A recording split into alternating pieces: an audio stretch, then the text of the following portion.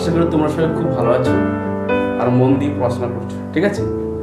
পরীক্ষার দিন ঘোষণা হয়ে গেছে, রুটিন সবাই পেয়ে গেছো। আর কিন্তু আমাদের কাল বিলম্ব করলে চলবে না। এবার কিন্তু আমাদের পড়াটাকে সমান তালে চালিয়ে যেতে হবে, ঠিক আছে। আজ তোমাদের আমি যে বিষয়টা আলোচনা করব সেটা হচ্ছে, আমি তোমাদের আলোর উপর থেকে কি কি শর্ট কোশ্চেন আসতে পারে তার একটা সাজেশন তৈরি করে তোমাদের আমি দিয়েছি। তোমরা সেটা অবশ্যই ভালো করে দেখো এবং খাতাতে সুন্দর করে লিখে রেডি করো। আজ তোমাদের আলোচনা করব যে আলো থেকে বড় বড় কোশ্চেন কি আসতে পারে। তার আমি বেশ কয়েকটা, খুব বেশি না, কয়েকটা সাজেস্টিভ কোশ্চেন রেডি করেছি। তাছাড়া আমার কিছু সাজেস্টিভ কোশ্চেন অলরেডি ছাড়া আছে, ইউটিউবে তোমরা সবাই দেখে নিতে পারবে। Easy science solution, easy science সলিউশনে তোমরা গিয়ে কিন্তু দেখে নিতে পারবে, ঠিক আছে। আজ তোমাদের আমি কিছু আলোচনা করব, ঠিক আছে। এগুলো অবশ্যই তোমরা মন দিয়ে লিখবে, মন দিয়ে পড়বে, সুন্দর করে ধীর স্থির একদম ঠান্ডা মাথাতে তোমরা সুন্দর করে খাতাতে লিখে রেডি করবে। বারবার বলছি, দেখো, তোমরা যদি ভিডিওটা শুধু দেখো এতে তোমাদের কিছু উপকার হবে না। তোমরা সেটা যদি দেখে সুন্দর করে বুঝে খাতাতে লেখো তাহলে তোমরা দেখবে সব বুঝতে পেরবে। খাতাতে লিখবে, সঙ্গে সঙ্গে আমার কথাটাও তোমরা মন দিয়ে শুনবে, দেখবে তোমরা খুব ভালো বুঝতে পারছো এবং পরীক্ষার খাতাতে তোমাদের লিখতেও কিন্তু কোনো অসুবিধা তোমাদের হবে না, ঠিক আছে। আর যদি তোমাদের আমার পড়াটা খুব বুঝতে সুবিধা হয় তাহলে তোমরা বন্ধুদের মধ্যে অবশ্যই শেয়ার করে দেবে। শেয়ার করে বন্ধুদের বলবে তারা যেন আমার এই স্টাডিটাকে সাবস্ক্রাইব করে নোটিফিকেশানটাকে অল করে দেয়। এবং ভালো লাগলে তোমরা অবশ্যই কমেন্ট করে জানাবে, বা বুঝতে অসুবিধা হলে সেটা আমাকে কমেন্টস করে জানাবে, ঠিক আছে। আচ্ছা, সরাসরি এখন তাহলে আমি পড়াতে চলে যাব। আচ্ছা, গলীয় দর্পণের ক্ষেত্রে প্রমাণ করো F=R/2, এটা আমার প্রমাণ করা আছে, ঠিক আছে। ওই ভিডিওটার লিঙ্ক আমি তোমাদের ডেসক্রিপশন বক্সে দিয়ে দেবো। তার ডেসক্রিপশনে যদি তোমাদের আমি লিঙ্কটা দিয়ে দিই তোমাদের পেতে সুবিধা হবে। এখন এই সূত্র থেকে কী অঙ্ক আসে তার একটা আমি এক্সাম্পল নিয়েছি, এটা পরীক্ষাতে আসার সম্ভাবনা আছে। আমি একটা এক্সাম্পল নিয়েছি, আমি এই অঙ্কটা কিন্তু করে দেবো, ঠিক আছে। তাহলে আমরা করে দিই। কি বলছে, 20 সেমি বক্রতা ব্যাসার্ধের একটি গলীয় দর্পণে, তাহলে আর কত হয়েছে, তাহলে আর হচ্ছে 20 সেমি। তাহলে আর যদি 20 সেমি হয় তাহলে এই প্রমাণ পেয়ে যাবো। তাহলে 20 সেমি বক্রতা ব্যাসার্ধের গলীয় দর্পণের সামনে দর্পণ থেকে 30 সেমি দূরে 5 সেন্টিমিটার উচ্চতা বস্তু রাখলে 15 সেন্টিমিটার দূরে প্রতিবিম্ব সৃষ্টি হবে। তাহলে বস্তু দূরত্ব কত, এটা হচ্ছে বক্রতা ব্যাসার্ধ। তাহলে বস্তু দূরত্ব, দর্পণ থেকে যে বস্তুর দূরত্ব সেটাকে ইউ দিয়ে প্রকাশ করা হয়। কত দেওয়া আছে, 30 সেমি। প্রতিবিম্ব দূরত্ব বলেছে, এটা হচ্ছে প্রতিবিম্বের উচ্চতা, ঠিক আছে। তার প্রতিবিম্ব দূরত্ব কত,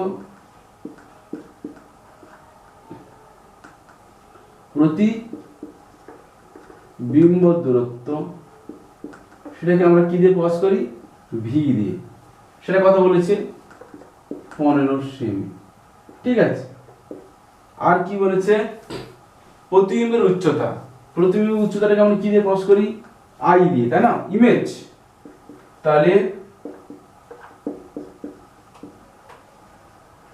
প্রতিবিম্বের উচ্চতা আই সমান কত হবে, ইমেজ কত দেওয়া আছে, 5 সেন্টিমিটার।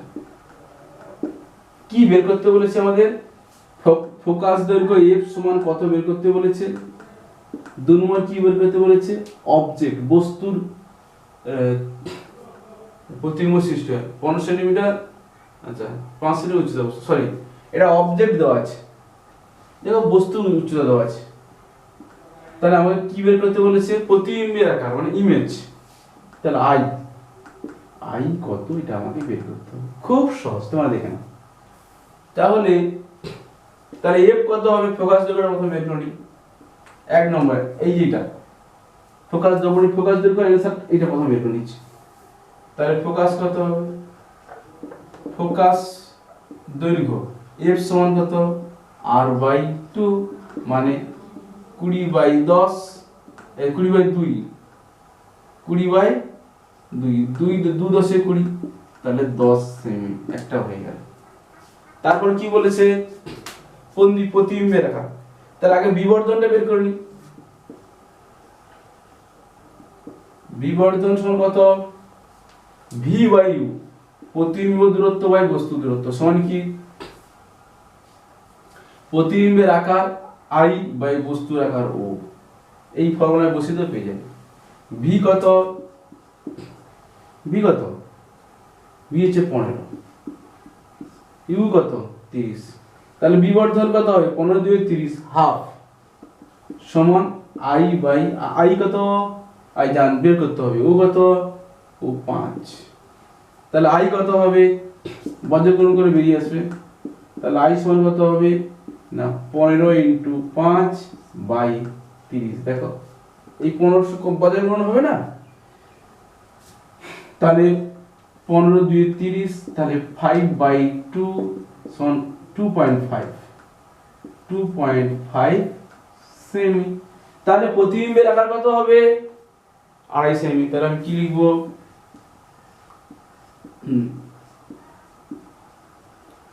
প্রতিবিম্বের আকার কত হবে 2.5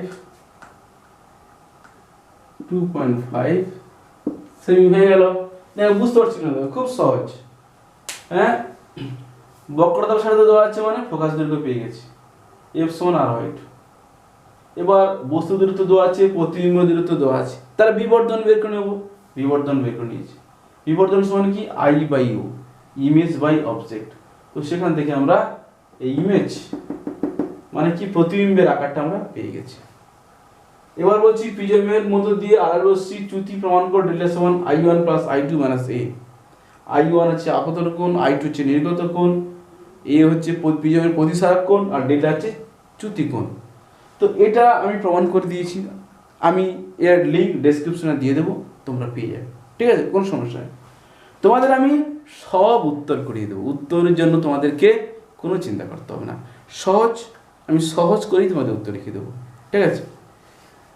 এবার হচ্ছে উত্তর লেন্সকে কিভাবে বিবর্ধক কাঁচ হিসেবে ব্যবহার করা হয়, এটাও আমি প্রমাণ করে দিয়েছি, আমার ডেসক্রিপশনে আমি তোমাদের দিয়ে দেবো, সেটা তোমরা দেখে নেবে, লিঙ্কটা দিয়ে দেবো, তোমরা দেখে নেবে। এবার উত্তর লেন্স থেকে 2f দূরত্ব বস্তু থাকলে প্রতিবিম্ব কোথায় গঠিত হবে, রেখার চিত্রের সাহায্যে দেখাও এবং বিবর্ধন কত হবে, এটাও আমি প্রমাণ করে দিয়েছি। এর লিঙ্ক আমি ডেসক্রিপশন বক্সে দিয়ে দেবো, তোমরা কিন্তু দেখে নেবে, ঠিক আছে।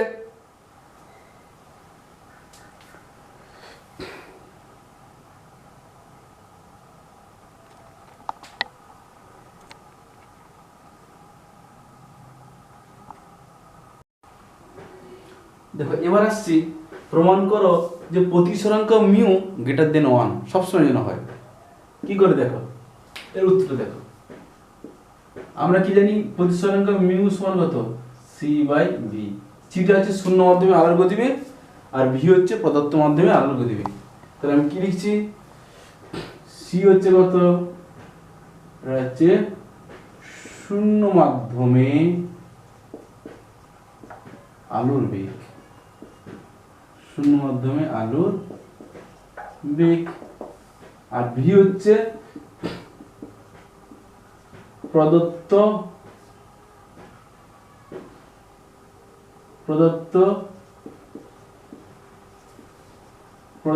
মাধ্যমে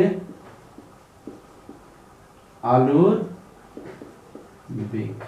সবসময় দেখো সি সবসময় জন্য বড় হয়, তাহলে সি সবসময় কার থেকে বড়, ভির থেকে বড়। তাহলে সি যদি ভির থেকে বড় হয়, তাহলে এখানে আসি, তাহলে সি যদি বড় হয় তাহলে সি বাই ভি করে কত হবে, তাহলে সি বাই ভি, তাহলে কি হচ্ছে, এটা যদি এপাশে চলে আসে এখানে কিছু নেই মানে কত 1।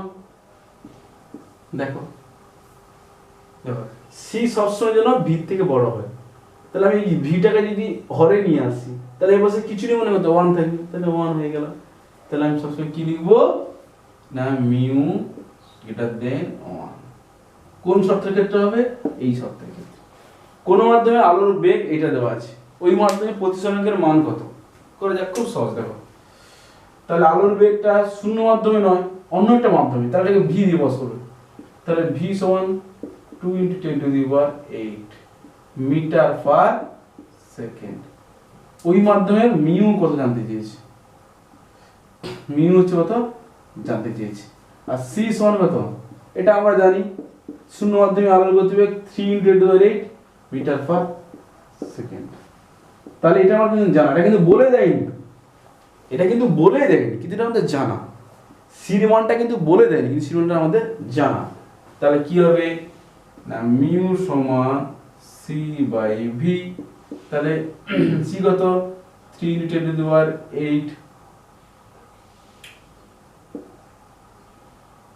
8 আর এটা কত 2 × 10⁸ মানে কত আসবে 3/2 মানে কত 1.5। তাহলে এই মাধ্যমে প্রতিসরণ কত হবে 1.5। তাহলে ওই মাধ্যমের প্রতিসরাঙ্ক কত হবে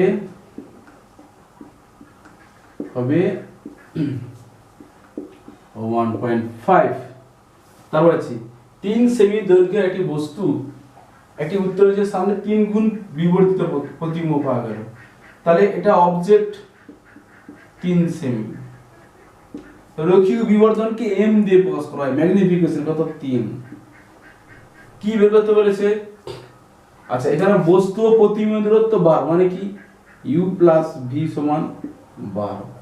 কি চেয়েছে না u কত আর v কত, এটা আমাদের নির্ণয় করতে বলেছে। দেখো 3 সেন্টিমিটার দৈর্ঘ্যের, তাহলে অবজেক্ট 3, উত্তরের সামনে বস্তু রেখে 3 গুণ বিবর্তিত মানে m3 প্রতিবিম্ব পাওয়া গেল। বস্তু ও প্রতিবিম্বের মধ্যে দূরত্ব 12 সেমি মানে u প্লাস v 12। তাহলে বস্তু দূরত্ব u কত, প্রতিবিম্ব দূরত্ব v কত নির্ণয় করতে বলেছে। সহজ দেখো, তাহলে m সমান কি i বাই o, তো জানি না i বাই o তো কত জানি না, ঠিক আছে। আচ্ছা সমান কি u বাই v সমান হচ্ছে কি সরি v বাই u সমান v বাই u। m কত দেওয়া আছে 3, তাহলে আমি এখান থেকে এটা পেয়ে যেতে পারি 3 সমান m তো 3 দেওয়া আছে, m এর মান কত, এই m এর মান কত দেওয়া আছে 3, তাহলে আমি কি করতে পারি এটা সমান 3 লিখতে পারি। তাহলে মানে কি জানাচ্ছে তাহলে না v সমান 3u, এটা ধরো 1 নম্বর সমীকরণ, ঠিক আছে। আবার u প্লাস v 12 এটা 2 নম্বর সমীকরণ। আমি u এর মানটা v এর মানটা 1 নম্বর সমীকরণে 2 নম্বর সমীকরণে বসিয়ে পাই। আমি কি করব v সমান 3u কমা দিয়ে 1 নম্বর সমীকরণে বসিয়ে কি আসছে তাহলে 3u টা বসিয়ে এখানটা v সমান 3u, তাহলে u প্লাস v যা লিখো 3u সমান 12 মানে 4u সমান 12 বা তাহলে u সমান কত হচ্ছে 12/4 মানে 3। তাহলে বস্তু দূরত্ব কত 3, তাহলে প্রতিবিম্ব দূরত্ব কত হবে, তাহলে v সমান কত 3u মানে 3 × u মান 3, তাহলে 9 সেমি, আর এটা 3 সেমি। তাহলে তোমাকে তাহলে উত্তরটা কি লিখতে হবে তাহলে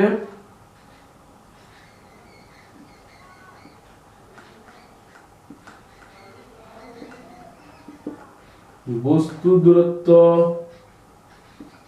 3 সেমি এবং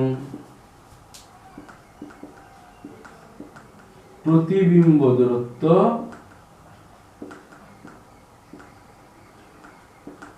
9 সেমি। তাহলে হয়ে গেল, হ্যাঁ ভালো করে সুন্দর করে নাও।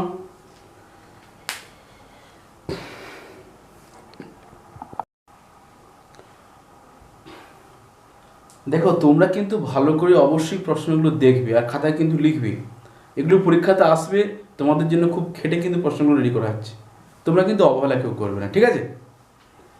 আচ্ছা এটা বলছি যে সমতল কাঁচ ফলকের ক্ষেত্রে প্রমাণ করো যে এই আপতন কোণ আর এই নির্গত কোণ পরস্পর সমান এবং দেখো এই কোণটা আর এই কোণটা যদি সমান হয় তাহলে এই রশ্মি আর এই রশ্মি পরস্পর কি হবে, সমান্তরাল, মানে চ্যুতি কত, 0।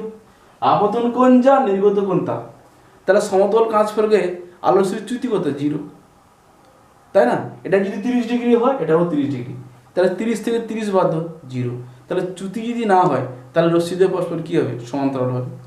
যাই হোক, এখন এই কোণটা আর এই কোণটা সমান হবে কি করে সেটা আমি আগে প্রমাণ করে দেখাচ্ছি।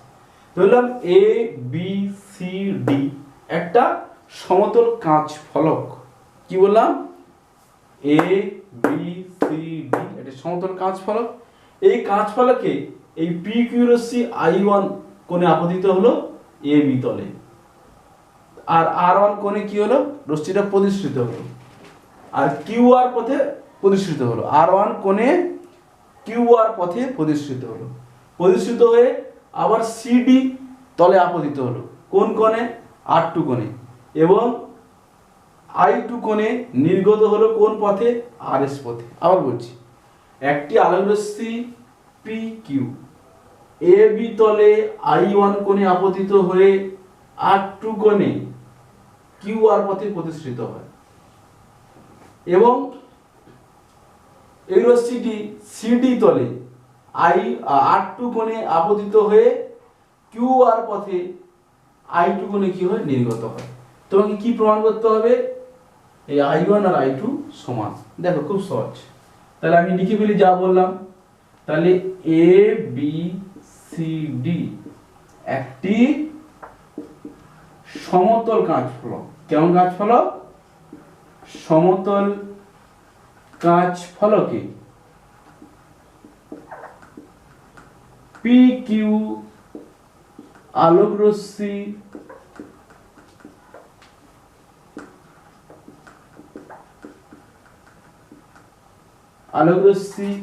এ বি তলে I1 কোণে আপতিত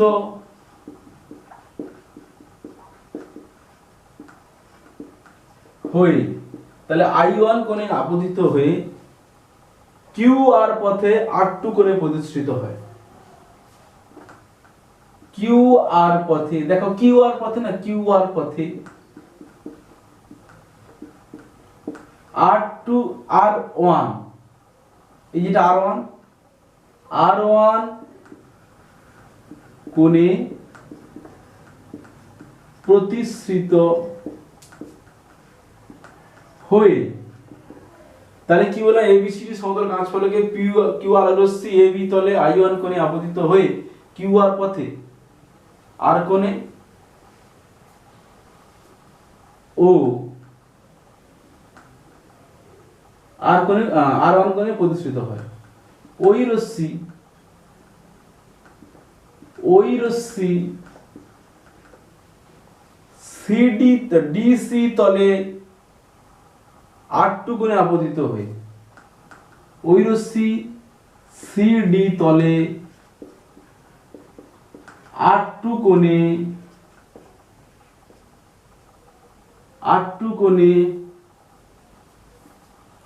আপতিত হয়ে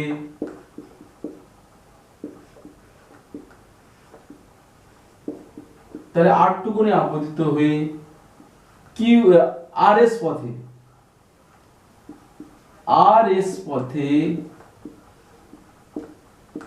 I2 কোণে নির্গত হয়। হলো তো নাকি? যা বলেছি সেটা লিখলাম। এখানে এই কিউ বিন্দুতে এটা n1 n প্রাইম লম্ব, আর আর বিন্দুতে n2 ও n2 প্রাইম লম্ব। তাহলে আপতিত রশ্মি অভিলম্বের সঙ্গে I1 কোণ করছে, তাহলে এটা আপতন কোণ। আর এখানে এটা প্রতিসৃত রশ্মি অভিলম্বের সঙ্গে R1 কোণ করছে, তাহলে এটা প্রতিসৃত কোণ বা প্রতিসরণ কোণ। আবার ওই রশ্মিটা আবার এই সিডি তলে আর বিন্দুতে আপতিত হয়েছে, তাহলে অভিলম্বের সঙ্গে এটা R2 হচ্ছে আপতন কোণ, আর এই অভিলম্বের সঙ্গে এটা নির্গত রশ্মি RS হচ্ছে নির্গত রশ্মি, সে তাহলে কি কোণ করেছে, নির্গত কোণ, সেটা হচ্ছে I2। এখন আমি কিউ বিন্দুতে, তাহলে কিউ বিন্দুর ক্ষেত্রে আলো রশ্মি কোথায় বাইরে থেকে গ্লাসে আসছে, তাহলে কি লিখবো এ মিউ জি সমান সাইন কি I1 বাই সাইন R1। দেখো এখানে I1 বাই R1 এটা হচ্ছে কিউ বিন্দুতে, এবার আর মানে এই বিন্দুর ক্ষেত্রে, তাহলে আর বিন্দুর ক্ষেত্রে কি হবে, এটা তো গ্লাস থেকে বাইরে আলো আসছে তাই না, গ্লাস থেকে এয়ার, এখানে যেমন আসছে এয়ার থেকে গ্লাস, এই জন্য এ মিউ জি, এয়ার থেকে বাইরে থেকে কাছে, এই জন্য a mu g air to glass sine I1 by sine R1। এখানে কি হচ্ছে কাঁচ থেকে বাইরে আলো আসছে, তাহলে গ্লাস টু এয়ার, তাহলে আর বিন্দু ক্ষেত্রে কি লিখবো জি মিউ এ, সেটা কত হবে sign R1 by sign sign R2, দেখো সাইন R2 না বাই সাইন I2। এবার দেখো কি আসছে, জিনিসটা কি আছে দেখো, এবার দেখো n1 প্রাইম আর n2 প্রাইম পরস্পর কিন্তু সমান্তরাল, আর এটা ছেদক, তাহলে এই কোণে যাবে এই কোণটাও তাকাবে, তাই না। এখানে তাহলে আমি কি লিখবো এখানে না n1 প্রাইম, এটা সমান্তরাল চিহ্ন, দেখি চিহ্ন সমান্তরাল, সমান্তরাল কি না n2 আর n2 প্রাইম, আর ছেদক কি কিউ আর ছেদক, কিউ আর এটা কমা দিলাম ছেদক, তাহলে কি হবে একান্তর কোণ R1 যা হবে R2 তা হবে, তাহলে আমি কি লিখবো একান্তর কোণ এইটা কি n Q R n1 prime Q R সমান একান্তর কোণ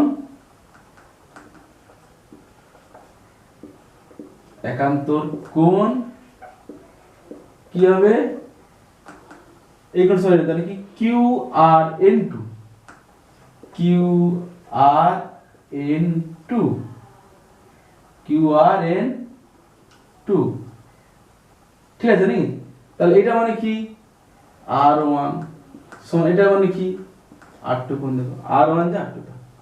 এখন আমরা দেখো আমরা কি জানি a মিউ জি সমান 1 বাই জি মিউ এ, এটা আমরা জানি, বা আরেকটা ফর্মুলা কি জানি,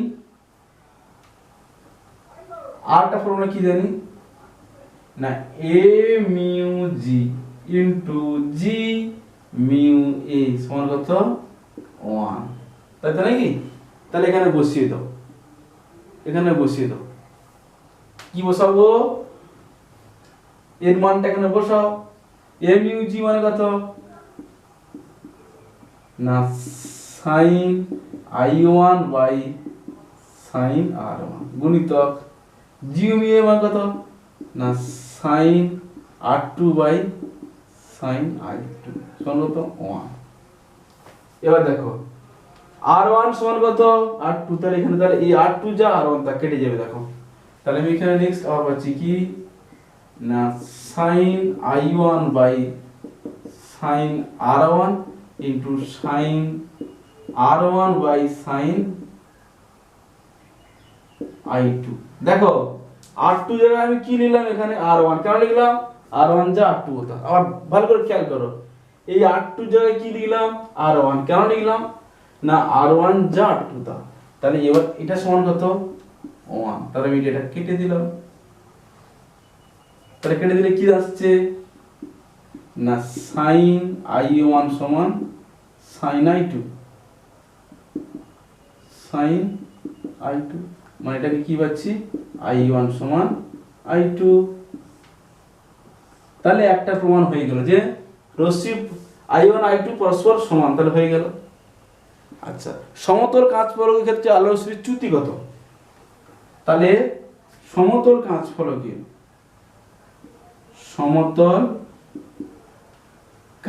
ফলকে আলোক রশ্মির চ্যুতি কত, আলোক রশ্মির চ্যুতি কত হবে, চ্যুতির ডেল্টা সমান কত হবে না I1 মাইনাস I2, মানে আর এই দুটো সমান, I1 সমান I2, তো দুটো সমান, I2 এই দুটো সমান, তো এটাকে I1 দিলাম 0। তাহলে যেহেতু সমতল কাঁচ ফলকে আলোর রশ্মির চ্যুতি 0, এই জন্য আপতিত রশ্মি ও নির্গত রশ্মি পরস্পর সমান্তরাল। তাহলে আমি কি লিখব, যেহেতু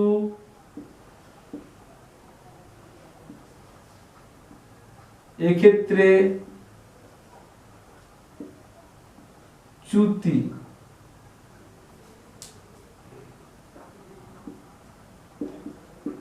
চ্যুতি শূন্য, তাই আপতিত রশ্মি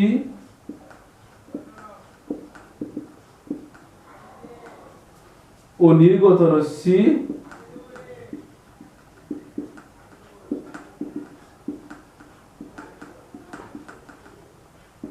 পরস্পর সমান্তরাল।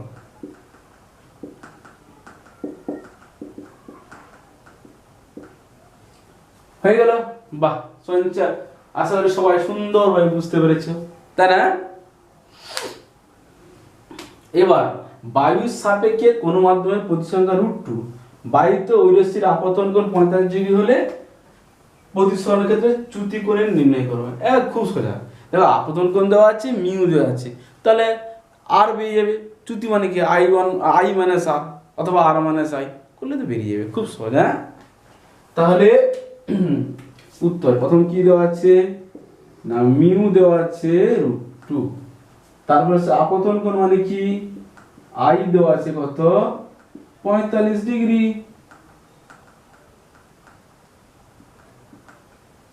তাহলে আমি আর বের করব আর ডেল্টা বের করব, এটাই হচ্ছে আমার কাজ। ঠিক আছে, তাহলে এই ক্ষেত্রে মিউ সমান sin I by sin R, তাহলে মিউ কত দেওয়া আছে, মিউ দেওয়া আছে √2, তাহলে মিউ জায়গায় √2, sin কত I কত দেওয়া আছে, I দেওয়া আছে 45 ডিগ্রি, তাহলে 45 ডিগ্রি, আর আমি জানি না।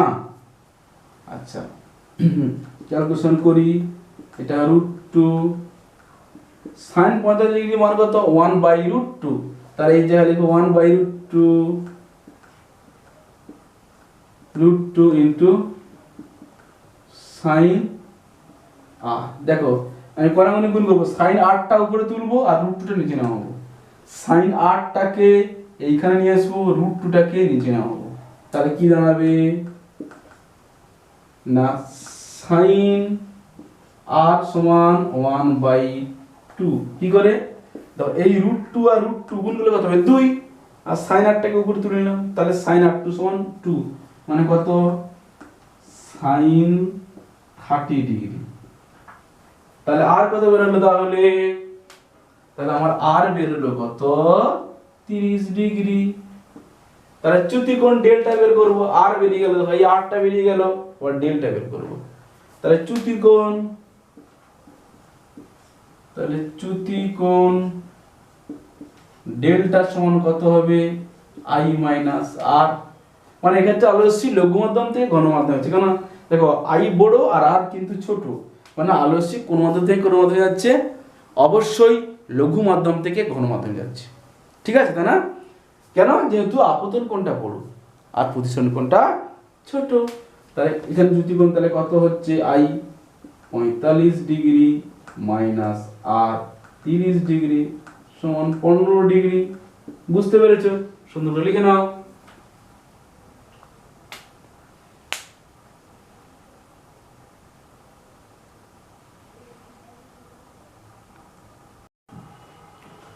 দেখো এবার যে কোশ্চেনটা আসছে সেটা হচ্ছে দীর্ঘদৃষ্টি বা হাইপারমেট্রোপিয়া কাকে বলা হয়।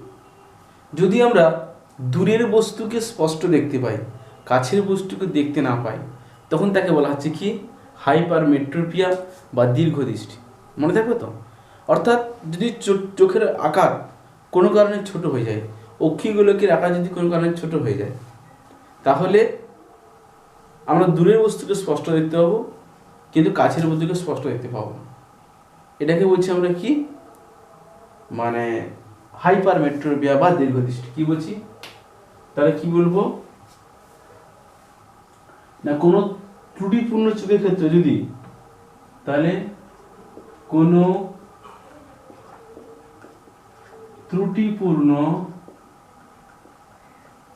চোখের ক্ষেত্রে যদি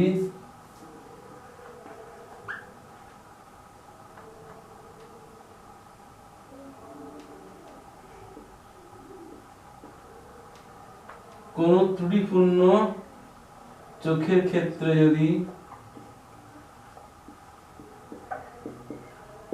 তাহলে কোনো ত্রুটিপূর্ণ চোখের ক্ষেত্রে যদি দূরের বস্তুকে স্পষ্ট দেখা যায়,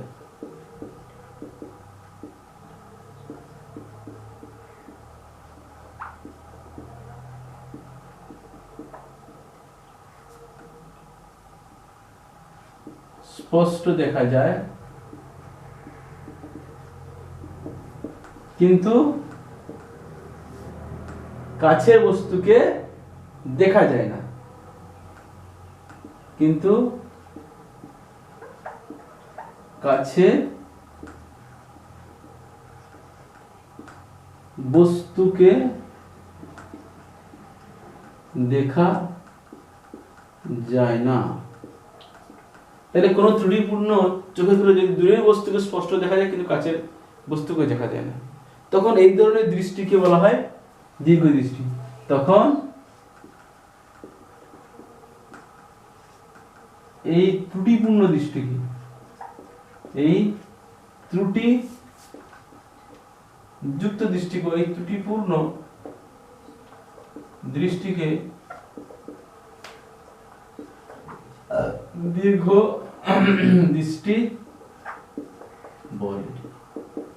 এবার এর কারণ কি না, অক্ষি গোলকের আকার যদি স্বাভাবিকের থেকে ছোট হয়ে যায়, অক্ষি গোলকের আকার যদি স্বাভাবিকের থেকে ছোট হয়ে যায়, কি বলবো না, আমাদের চোখের যে অক্ষি গোলক রয়েছে সেই অক্ষি গোলকের আকার, অক্ষি গোলকের আকার যদি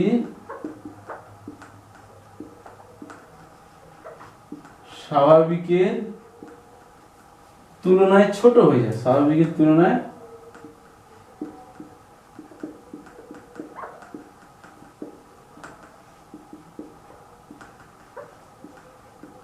আকারে ছোট হয়ে যায়, তাহলে কি বলছি, অক্ষিগুলোকে আকার যদি স্বাভাবিকের তুলনায় ছোট হয়ে যায় তখন কিন্তু মানে তখন আলোকরশ্মি রেটিনায় না মিলিত হয়ে অক্ষিগোলক ছেড়ে বেরিয়ে যায়, তখন আলোকরশ্মি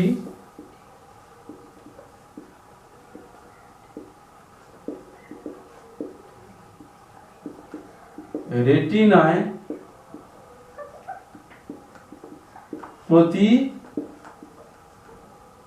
প্রতিবিম্ব সৃষ্টি করে না, প্রতিবিম্ব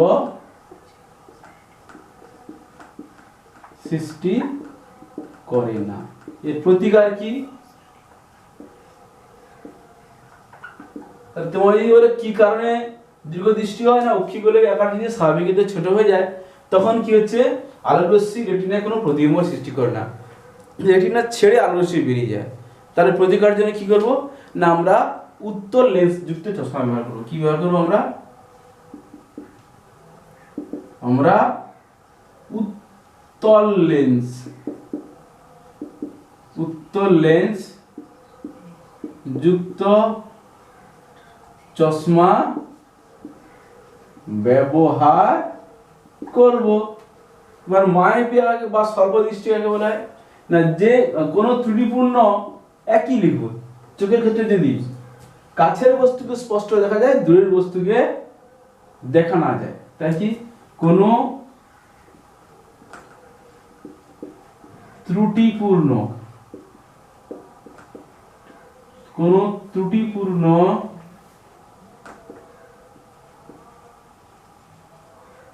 কোনো ত্রুটিপূর্ণ চোখের ক্ষেত্রে যদি কাছের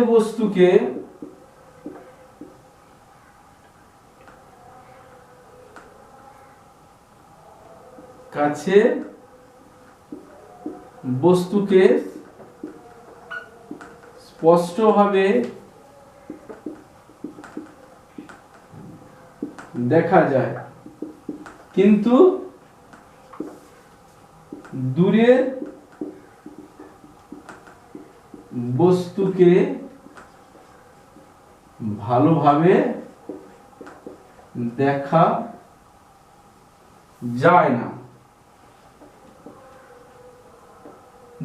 যায় না, তখন এই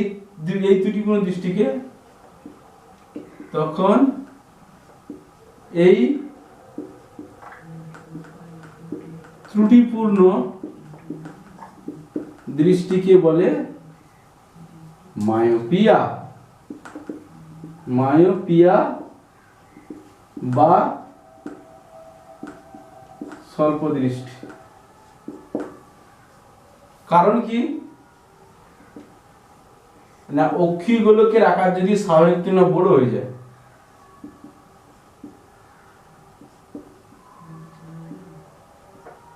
অক্ষি গোলকের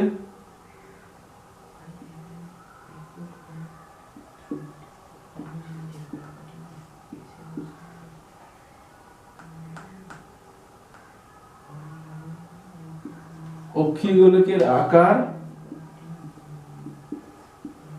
যদি স্বাভাবিকের তুলনায়, তাহলে অক্ষিগোলকের আকার যদি স্বাভাবিক তুলনায় কি হয়ে যায়, বড় হয়, তখন আলোরশ্মি রেটিনা নাই মিলিত হয়ে তার বহু পূর্বে মিলিত হয়। তখন আলোকরশ্মি রেটিনায় না মিলিত হয়ে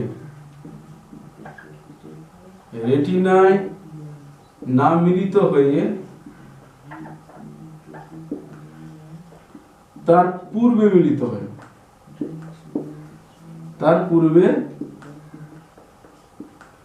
মিলিত হয়, অর্থাৎ হাইপারমেট্রোপিয়া ক্ষেত্রে আলোরশ্মি রেটিনা ছেড়ে বেরিয়ে গেছে, আর মায়োপিয়া ক্ষেত্রে আলোরশ্মি রেটিনা নাই মিলিত হয়ে তার আরো আগে মিলিত হয়ে যাচ্ছে। তখন কি হবে, তখন তুমি কাছের বস্তুকে স্পষ্ট দেখতে হবে, দূরের বস্তুকে স্পষ্ট দেখতে পাবে না, তখন তাকে বলছি আমরা মায়োপিয়া। এবার হচ্ছে এর প্রতিকার কি,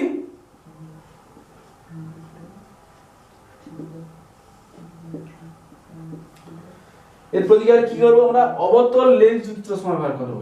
কি হচ্ছে না, অবতল লেন্স যুক্ত চশমা ব্যবহার করব। কি করব, অবতল লেন্স যুক্ত চশমা যদি ব্যবহার করা হয় তাহলে আমাদের আর মায়োপিয়া থাকবে না। এবার হচ্ছে আলো, কোন বর্ণের আলো তরঙ্গদৈর্ঘ্য সবচেয়ে বেশি আর কোন বর্ণের কম। লাল আলোর তরঙ্গদৈর্ঘ্য সবচেয়ে বেশি এবং কোন বর্ণের কম না, বেগুনি বর্ণের কম। তাহলে আমরা উত্তরে কি লিখব,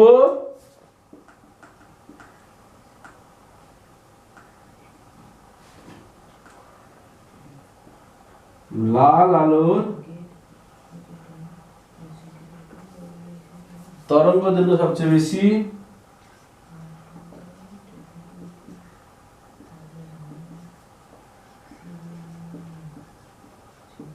তরঙ্গদৈর্ঘ্য বেশি মানে তার বেগও বেশি। লাল আলোর তরঙ্গদৈর্ঘ্য সবচেয়ে বেশি,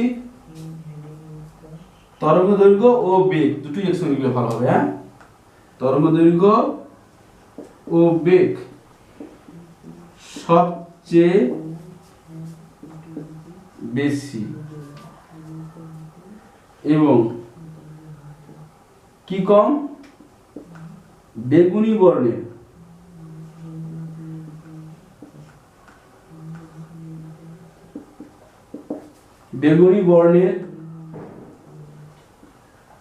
আলোর তরঙ্গ দৈর্ঘ্য ও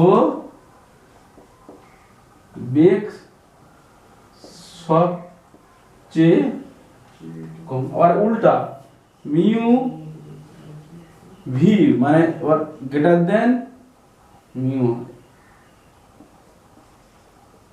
প্রতিসরাঙ্ক কিন্তু কার বেশি না, বেগুনি বর্ণের প্রতিসরাঙ্ক বেশি আর লাল বর্ণের প্রতিসরাঙ্ক কম।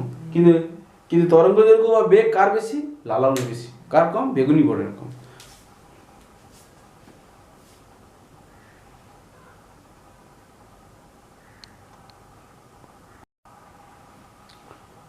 এবার আসছে বিক্ষেপণ কাকে বলে।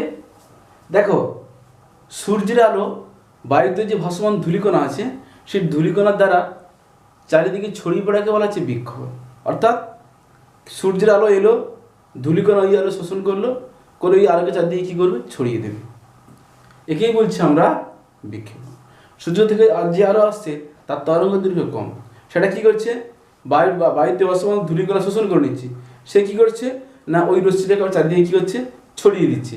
একেই বলা হচ্ছে আমাদের বিক্ষেপণ। বিক্ষেপণ কাকে বলতো আমরা না, বায়ুতে ভাসমান ধূলিকণার দ্বারা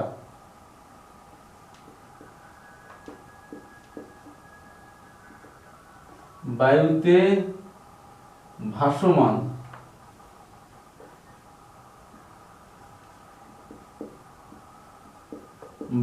ভাসমান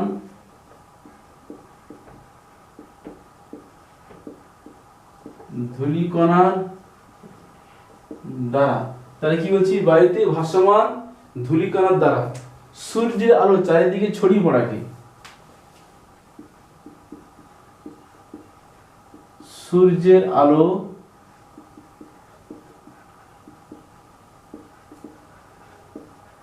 চারিদিকে ছড়িয়ে পড়াকে আলোর বিক্ষেপণ বলে।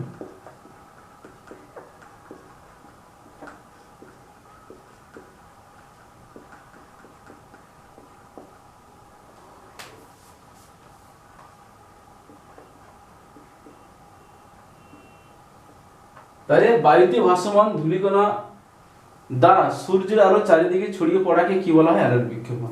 এর সূত্রটা কি, বিক্ষেপণ ক্ষমতা I সমানুপাতিক 1/λ⁴। মানে কি, যার তরঙ্গ দৈর্ঘ্য কম হবে তার বিক্ষেপণ ক্ষমতা বেশি হবে। তাহলে বিক্ষেপণ ক্ষমতার সঙ্গে তরঙ্গ দৈর্ঘ্যের সম্পর্ক কি না, I = 1/λ⁴। মানে যার তরঙ্গ দৈর্ঘ্য কম তার বিক্ষেপণ ক্ষমতা বেশি। তাহলে কি বলছে, কোন বর্ণের বিক্ষেপণ বেশি, কোন বর্ণের কম। তাহলে আমরা কি বলবো, বেগুনি বর্ণের তরঙ্গ দৈর্ঘ্য কম, তার বিক্ষেপণ ক্ষমতা বেশি হবে। তাহলে 2 নম্বর পার্টটা কি লিখবো না, বেগুনি বর্ণের, বেগুনি বা নীল বর্ণের বিক্ষেপণ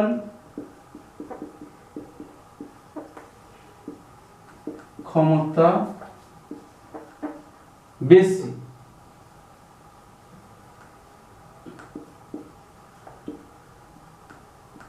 ও লাল বর্ণের কি হবে,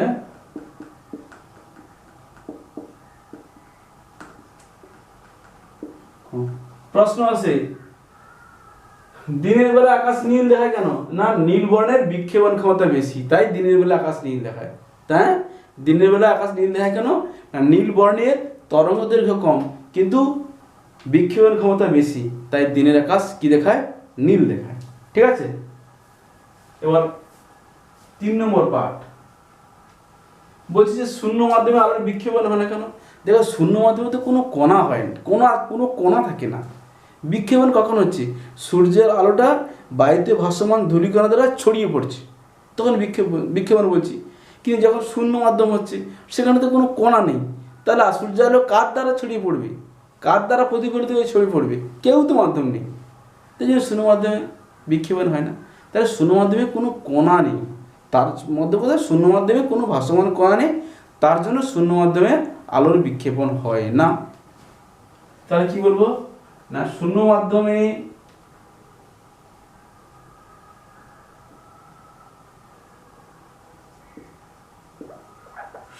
মাধ্যমে আলোর তরঙ্গ দৈর্ঘ্যের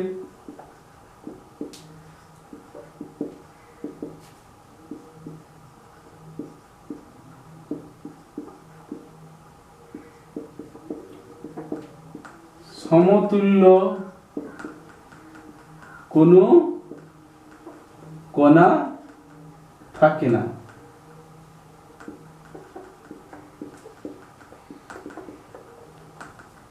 তাই সূর্যের আলো চারদিকে ছড়িয়ে পড়ে না। তাই সূর্যের আলো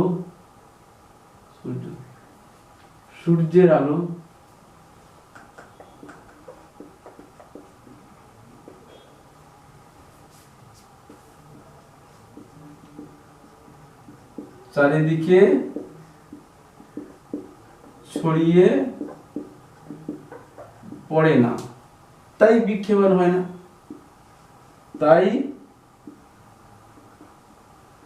শূন্য মাধ্যমে বিক্ষেপণ হয় না। কার বিক্ষেপণ? আলোর বিক্ষেপণ হয় না। দিনের আকাশ নীল কেন? কি বলবো না বেগুনি বর্ণের আলোর তরঙ্গ দৈর্ঘ্য সবচেয়ে কম। উত্তরটা এখানে কি লিখবো না বেগুনি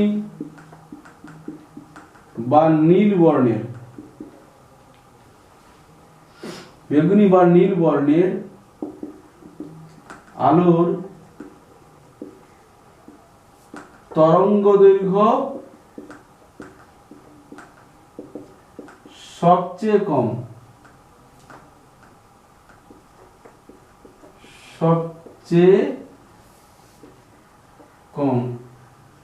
ও বিক্ষেপণ ক্ষমতা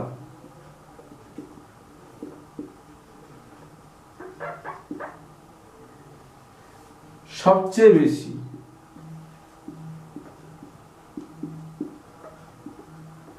তাই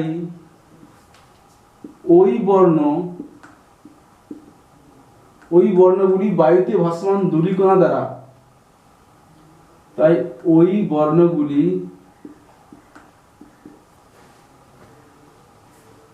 বায়ুতে ভাসমান ধূলিকণার দ্বারা চারিদিকে ছড়িয়ে পড়ে, তাই দিনের আকাশ নীল দেখায়। তাহলে বেগুনি বা নীল বর্ণের আলো তরঙ্গ দৈর্ঘ্য সবচেয়ে কম ও বিক্ষেপণ ক্ষমতা সবচেয়ে বেশি। তাই এই বর্ণগুলি বায়ুতে ভাসমান ধূলিকণার দ্বারা চারিদিকে ছড়িয়ে পড়ে, তাই দিনের আকাশ নীল দেখায়।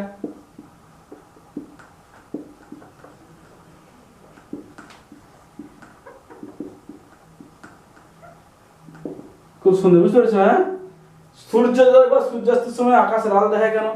দেখো সূর্যোদয় বা সূর্যাস্তের সময় সূর্য দিগন্ত রেখার নিচে অবস্থান করে। দিগন্ত রেখা কি?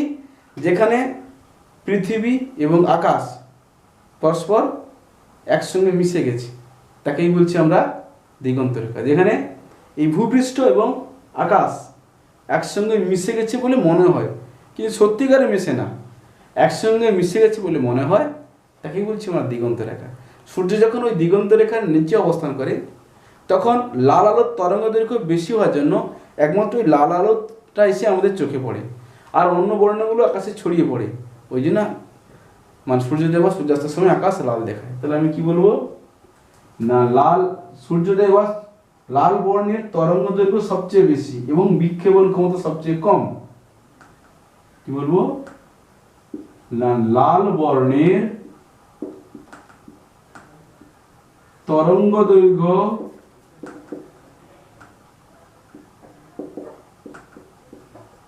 সবচেয়ে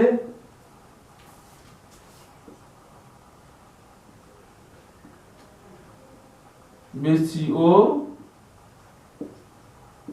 বিক্ষেপণ ক্ষমতা কম।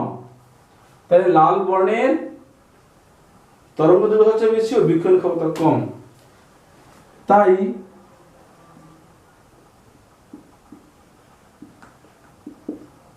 সূর্য যখন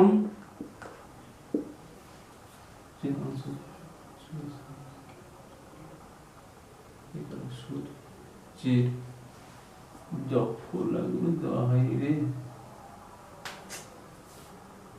জফলাগুলো পড়েনি।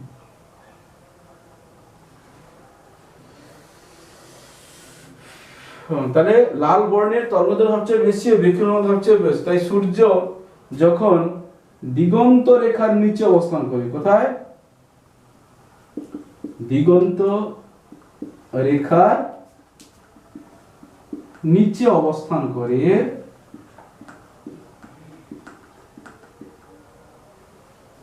তখন লাল আলো একমাত্র আমাদের চোখে এসে পড়ে। তখন লাল আলো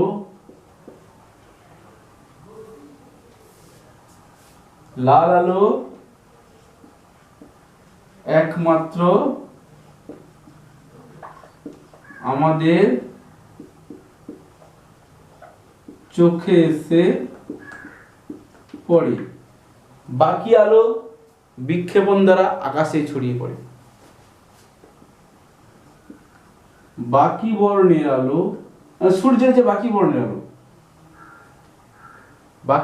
আলো বিক্ষেপণের ফলে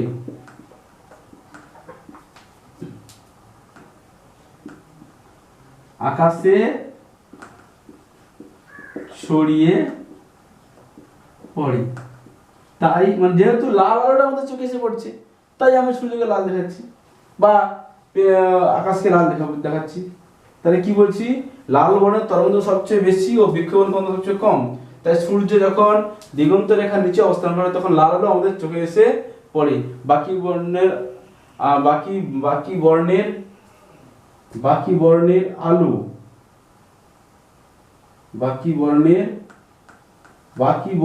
আলো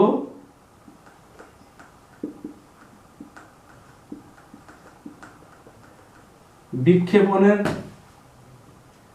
জন্য আকাশে ছড়িয়ে পড়ে। তাই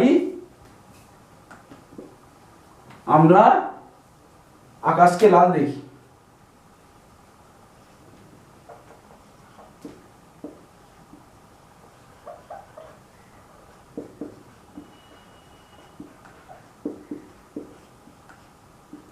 দেখো, যেহেতু একমাত্র লাল আলোটা চোখে এসে পড়ছে বলে লাল দেখছি, কিন্তু অন্য আলো তোমার চোখে এসে পড়ছে না। নীলও আসছে না, বেগুনি আসছে না, কমলাও আসছে না, সবুজ আসছে না, হলুদ আসছে না, কোনো কিছুই আলো আমাদের চোখে আসছে না। একমাত্র লাল আলো চোখে এসে পড়ছে, ওই জন্য আলো দেখাচ্ছি। এরা বলছে লাল আলো বিপদ সংকেত হিসেবে লাল আলো কেন ব্যবহার করা হয়? একই উত্তর এটা। তো লাল আলোর তরঙ্গ দৈর্ঘ্য বেশি, তাই দূর থেকে সহজে লাল আলোকে দেখা যায়। হ্যাঁ, লাল আলোর তরঙ্গ দৈর্ঘ্য বেশি, তাই দূর থেকে সহজে লাল আলো দেখা যায়। লাল আলোর তরঙ্গ দৈর্ঘ্য গতিবেগ বেশি। তাহলে কি লিখবো? না, লাল বর্ণের আলোর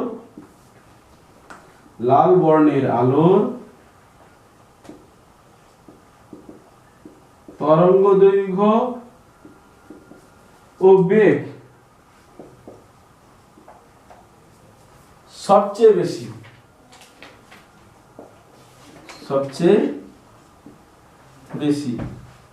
তাই দূর থেকে সহজেই দেখা যায়,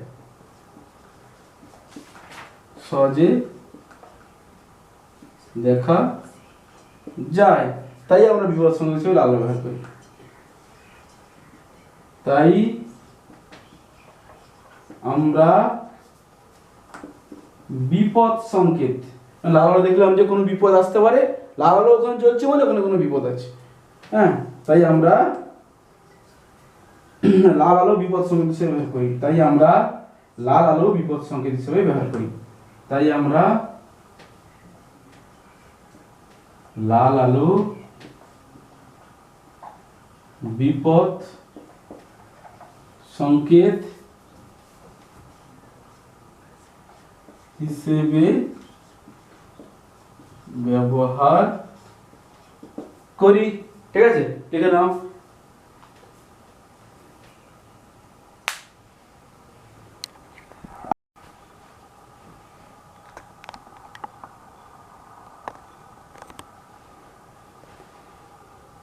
দেখো এবার কিন্তু প্রায় শেষের পর্যায়ে চলে এসেছি আমরা। ঠিক আছে, হ্যাঁ, তোমরা ভালো করে বারবার বলছি যে প্রশ্নগুলো ভালো করে খাতায় নিজেরা সুন্দর করে লিখবে। আমি যেভাবে বোঝাচ্ছি বুঝে তোমরা সেভাবে খাতাতে লিখে রেডি করবে। ঠিক আছে, পরীক্ষায় এগুলো অবশ্যই আসবে। হ্যাঁ, আর অবশ্যই তোমরা মন দিয়ে পড়বে। ঠিক আছে, তাহলে বলছি দুটি মাধ্যমের প্রতিসরণের ক্ষেত্রে আপতন কোণ দেওয়া আছে, প্রতিসরণ কোণ দেওয়া আছে। প্রতিসরাঙ্ক কত? একদম সহজ। কি কি দেওয়া আছে না, আই সমান 30 ডিগ্রি আর আর সংখ্যা দেওয়া আছে 60 ডিগ্রি। তাহলে প্রতিসরাঙ্ক কত? প্রতিসরাঙ্কের যে সূত্র আছে, তাহলে মি সমান sin i by sin r, মানে কত? sin 30 degree by sin 60 degree. sin 30 degree মান কত? হাফ। আর sin 30 ডিগ্রি 60 ডিগ্রি মান কত? √3/2, মানে 2 উঠে গেল, মানে 1/√3। প্রতিসরাঙ্কের মান এটা বেরিয়ে গেল 1/√3। ঠিক আছে, দ্বিতীয় বলছে যে বায়ুতে কোনো আলোর তরঙ্গদৈর্ঘ্য এত অ্যাংস্ট্রম 1.5 প্রতিসরাঙ্ক বিশিষ্ট আলোর বেগ ও তরঙ্গদৈর্ঘ্য নির্ণয় করো। কি কি দেওয়া আছে তাহলে না, ল্যামডা 0 দেওয়া আছে 6000 অ্যাংস্ট্রম, বায়ুতে বলে দেওয়া আছে মিউ দেওয়া আছে 1.5। তাহলে আলোর বেগ এবং তরঙ্গদৈর্ঘ্য নির্ণয় করো। সূত্র হচ্ছে আমাদের কি না, মিউ সমান তাহলে ল্যামডা 0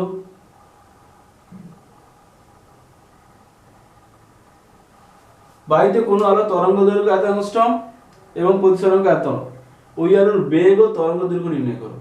মানে যে কোনোটা অন্য কোনো মাধ্যমে বলেছি। ঠিক আছে, ভালো করে দেখো।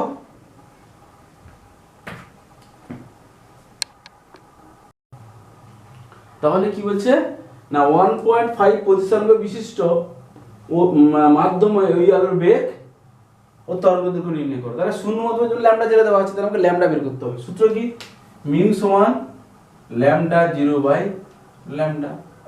তাহলে বসাও মিউ কত না, মিউ হচ্ছে 1.5 সমান ল্যামডা 0 কত 6000 অ্যাংস্ট্রম বাই ল্যামডা, বা ল্যামডা তাহলে কত হবে 6000 অ্যাংস্ট্রম বাই 1.5।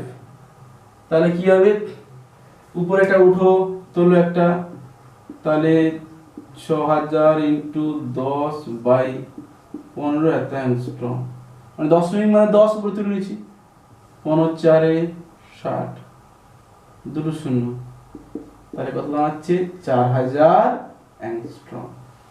বলছে যে ওই আলোর বেগ নির্ণয় করতে হবে। তাহলে মিউ সমান তাহলে তরঙ্গদৈর্ঘ্য তাহলে কত হবে, এটা হচ্ছে অ্যানসার। হ্যাঁ, তাহলে নির্ণয় তরঙ্গদৈর্ঘ্য কত,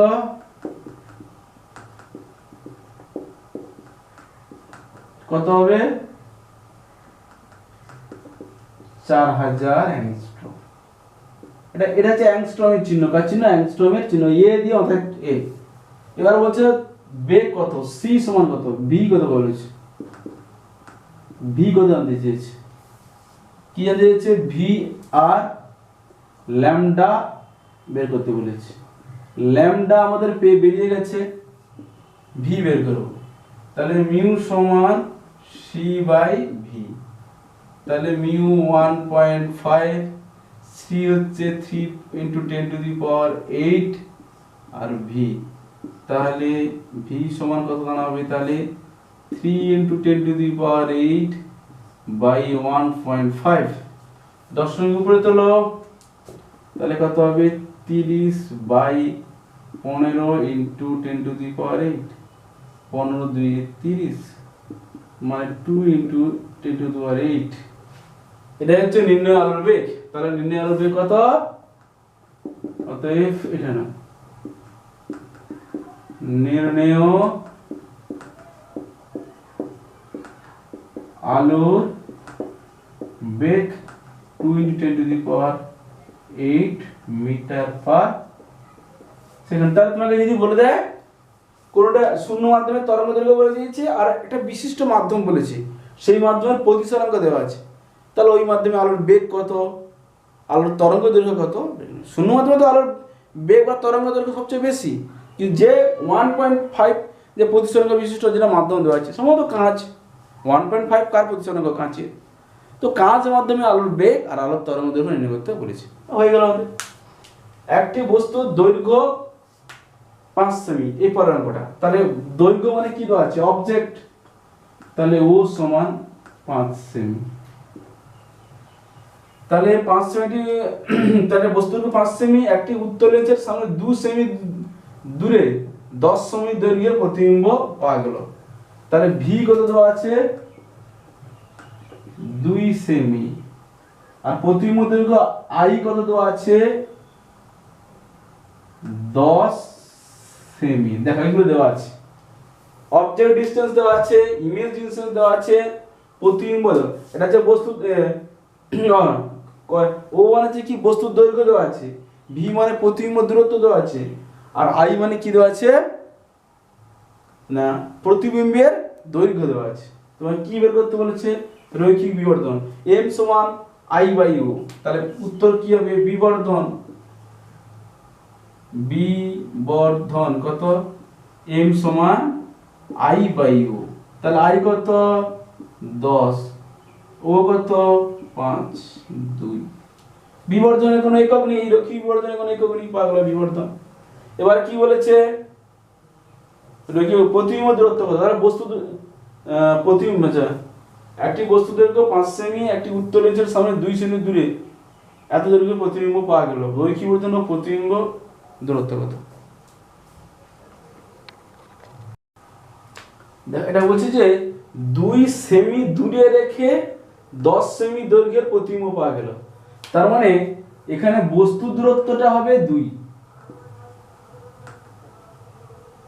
দেখো ঠিক করে আমরা একটি বস্তু দৈর্ঘ্য 5 সেমি, তাহলে বস্তুর দৈর্ঘ্য মানে এই বস্তুটা দৈর্ঘ্যটা দেওয়া আছে, উত্তল লেন্সের সামনে 2 সেন্টিমিটার দূরে রেখে, তাহলে একটি উত্তল লেন্সের সামনে একটি বস্তুর দৈর্ঘ্য 5 সেমি, একটি উত্তল লেন্সের সামনে 2 সেন্টিমিটার দূরে রেখে, তাহলে বস্তুটাকে উত্তল লেন্স থেকে 2 সেন্টিমিটার দূরে রেখে, যেন ইউ সমান 2 সেন্টিমিটার, প্রতিবিম্ব 10 সেন্টিমিটার, দেন 2 সেন্টিমিটার বস্তু রেখেছে, 10 সেন্টিমিটার তার প্রতিবিম্ব পেয়েছো। আর বস্তুটা কত দূরে আছে না, লেন্স থেকে 2 সেমি দূরে আছে, তাহলে বস্তু দূরত্ব 2 সেমি, তাহলে প্রতিবিম্ব দূরত্ব বের করতে বলেছে সোজা। তাহলে এম সমান কি, ভি বাই ইউ। এম কত 2, ভি জানি না, ইউ কত 2, তাহলে ভি কত হবে 4 সেমি। বদলগুলো হয়ে যাচ্ছে, তাহলে বিবর্ধন পেয়ে গেলাম। তাহলে বিবর্ধন কত 2, তাহলে রৈখিক বিবর্ধন কত হলো, তাহলে রৈখিক বিবর্ধন 2, প্রতিবিম্ব দূরত্ব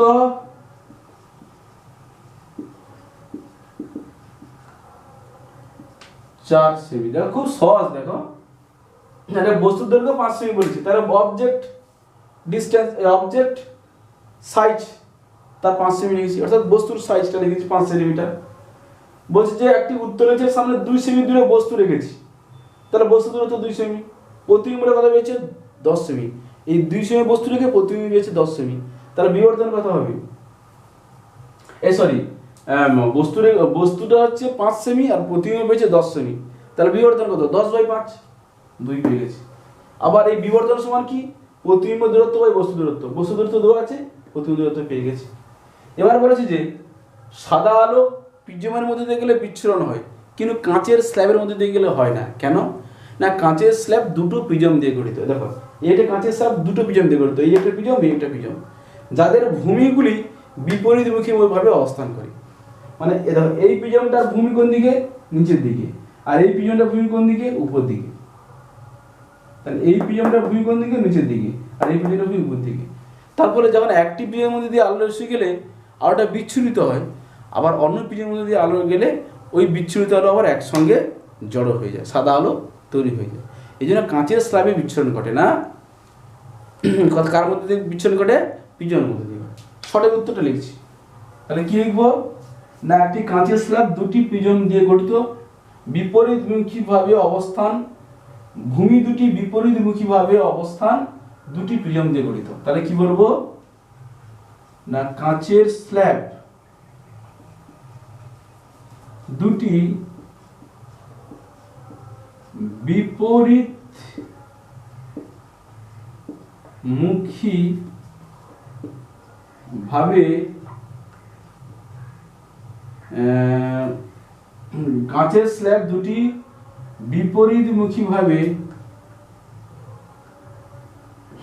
কাঁচের স্ল্যাব দুটি বিপরীতমুখী ভাবে অবস্থিত প্রিজম দিয়ে গঠিত, যাদের ভূমিগুলি বিপরীত ভাবে, যাদের ভূমিগুলি দুটি অভিমুখ বিপরীত, পরস্পর বিপরীত, যাদের ভূমি দুটি পরস্পর বিপরীত। একটি প্রিজমের মধ্যে যখন আলোর বিচ্ছুরণ ঘটে তাহলে কি বলবো? না একটি প্রিজমের মধ্যে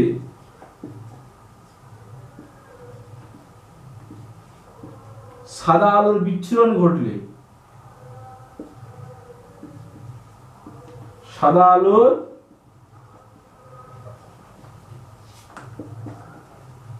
বিচ্ছুরণ ঘটলে অপর প্রিজমে ওই বিচ্ছুরিত আলো আবার সাদা আলোয় পরিণত হয়। অপর প্রিজমে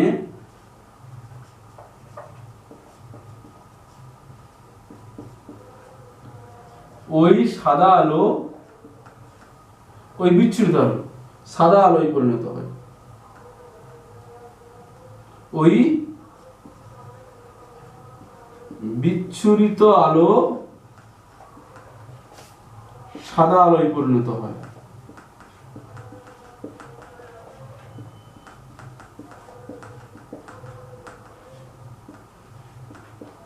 তাই কাঁচের স্ল্যাবে আলোর বিচ্ছুরণ ঘটে না। তাই কাঁচের স্ল্যাবে আলোর বিচ্ছুরণ ঘটে না। তাই কাঁচের স্ল্যাবে সাদা আলোর বিচ্ছুরণ ঘটে না।